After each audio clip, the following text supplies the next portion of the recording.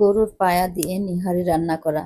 ছোটবেলায় আমরা আমাদের মায়ের হাতে যেভাবে রান্নাটা খেয়েছি সেই রান্নাটাই আমার মুখস্থ। তা আমি ভালো করে পায়া পরিষ্কার করে ধুয়ে নিয়েছি, দিয়ে দিলাম এর মধ্যে পেঁয়াজ বাটা, আদা বাটা, রসুন বাটা, হলুদ গুঁড়া, মরিচ গুঁড়া আর হচ্ছে জিরা গুঁড়া।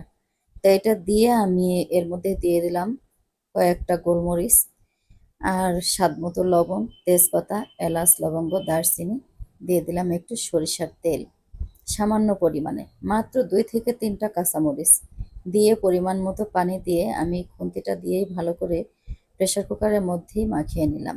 মাখিয়ে নিয়ে এটা আমি ঢাকনা দিয়ে ঢেকে মাত্র 5টা সিটির অপেক্ষায় আছি। তো আমার নিহারি রান্নাটা একদম পরিপূর্ণ হয়ে গেছে। দেখুন মাশাল্লাহ কতটা সুন্দর হয়েছে। এটা খেতেও দুর্দান্ত স্বাদের হয়। তো যদি এইভাবে সহজভাবে, আগে তো আমার মা চাচিরা রান্না করতো 2 দিন 3 দিন ধরে জ্বালাইতো, এখন আর 2-3 দিন জাল দিতে হয় না। একদিনে মাত্র 1 ঘন্টা ব্যয় করলেই নিহারি খাওয়া যায়। তো আমার ভিডিওটা আপনাদের ভালো লাগলে অবশ্যই লাইক কমেন্ট করে আমার পাশে থাকবেন। সবাইকে আন্তরিক শুভেচ্ছা জানাচ্ছি। আসসালামু আলাইকুম।